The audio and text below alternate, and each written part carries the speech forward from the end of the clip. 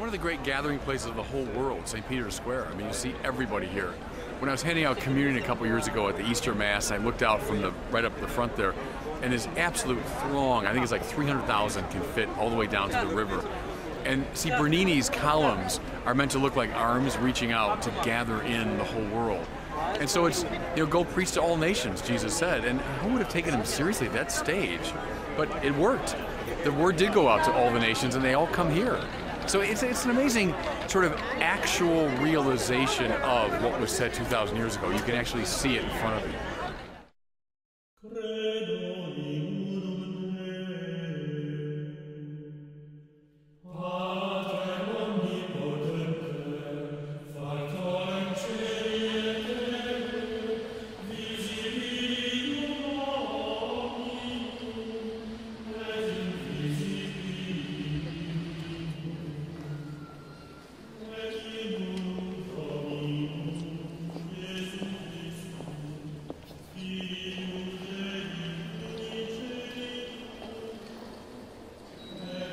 The fourth great mark of the church is apostolicity.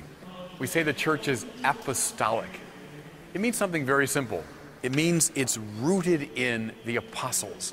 Those 12 men whom Jesus personally chose, shaped and formed according to his own mind. Remember that great scene in the beginning of John's Gospel? Two of John the Baptist's disciples come to Jesus. He turns on them. He says, "What do you seek?" They say, "Lord, where do you stay?" He said, "Come and see." And then they stayed with him. That's a model of the apostolic life. These people who stayed with Jesus, in close quarters with him, they were formed and shaped by his mind. It's upon those figures that Christianity rests. Again, the church is not a philosophical debating society. It's grounded in this person, Jesus, whom these apostles knew. That's why in the early church, apostolic pedigree was so important. They could trace their faith back to an apostle who preached to them. That's why the city of Rome became so paramount in the early church, because not one, but two of the great apostles, Peter and Paul, lived here, taught here, died here. I'm standing in this magnificent Basilica of St. John Lateran in Rome. Behind me you can see over the main altar are reliquaries that hold, tradition says, the heads of Peter and Paul, the two great apostles. And then surrounding me, they form the ribs and the structure of the church itself, are depictions of the 12 apostles. You can't see it anywhere better in the world than here, the apostolic nature of the church. We can see too why apostolic succession was so important. The apostles at one point passed on their authority to those whom they had trained, who they knew had the apostolic faith. Then those successors in turn passed it on to others again, even down to the present day, so that bishops today can claim that they are the successors of the apostles. Every priest in the Catholic Church is ordained by a bishop.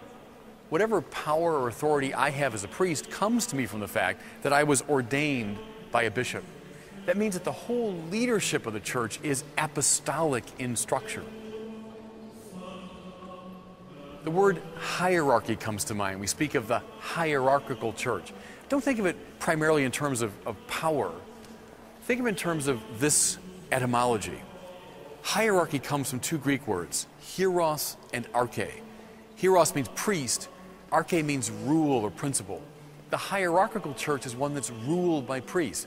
Again, don't think of it as a power game. Think of it as a church ruled, governed, grounded in this apostolic faith. A last thought. The word apostle comes from the Greek word apostellein. It means to send.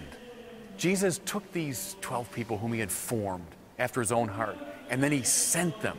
The Christian faith is never meant to be held onto as a private privilege. It's meant to be shared, to be spread like seed around the world. And so the apostolic church to the present day still has that great missionary purpose.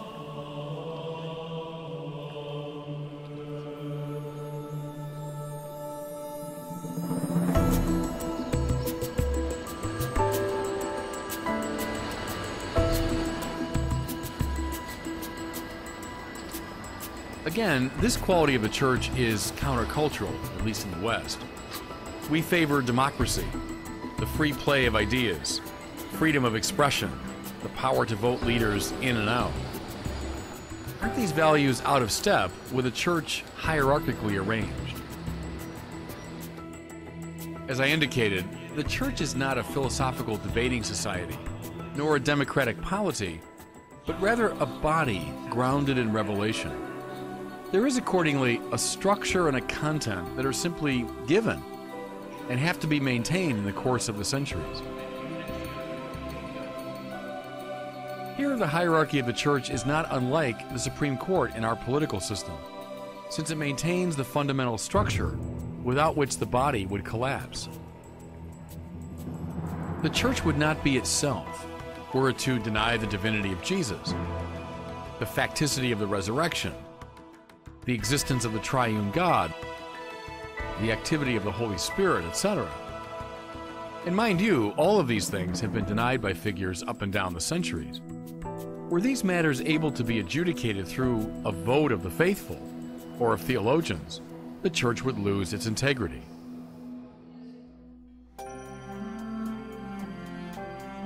This brings us to what is perhaps the most controversial and misunderstood dimension of the church's apostolicity, namely the charism of infallibility enjoyed by the Pope, the successor of the Prince of the Apostles. It would be helpful, I think, first to state as clearly as possible what papal infallibility is not. It does not mean that the Pope is omniscient. It does not mean he can predict the future. It does not mean that he's immune from making bad practical judgments. And it certainly doesn't mean that he's above criticism or incapable of sin. In fact, some of the saints were sharp critics of popes, and Dante places some wicked popes in the lower circles of hell. So what does it mean to say the Pope is infallible? It means that he knows who Jesus is, and therefore when, summoning his full authority, he articulates those doctrines and moral precepts that flow from that knowledge, he is prevented from making a mistake.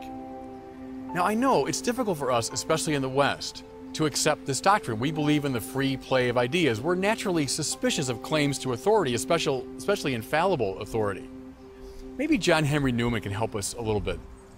Newman said this: if it pleased God to reveal something to the church, it should also please God to give us a living voice of authority that would interpret that revelation down through the ages. In Newman's time, many Protestants said, well, the Bible, that's the source of authority. But Newman knew the Bible is subject to a wide variety of interpretations. The young Newman himself said, the consensus of the church fathers, that's the source of authority. But it dawned on Newman as he grew older that the fathers were not a living voice, no matter how wise and insightful they were. It was only the Church of Rome that claimed that the Pope, in communion with the bishops, was a living voice of authority. If I might apply Newman's comparison a bit, anyone that loves baseball knows that the umpires are indispensable to the flow of the game. Without an umpire, a baseball game would devolve in very short order into bickering over calls. Is he safe? Is he out? Was that fair? Was it foul? The umpire, who is present to the game and is a living voice of authority and can make a decisive decision, he allows the flow of the game to go on. So, the infallible Pope is not there to shut down the play of the church's life. That means the church's teaching, its care for the poor, its proclamation of the good news, its liturgy, its art, all of that. The Pope is not there to shut that down, but rather he's there as a living voice of authority to allow that play to continue, lest it devolve into bickering.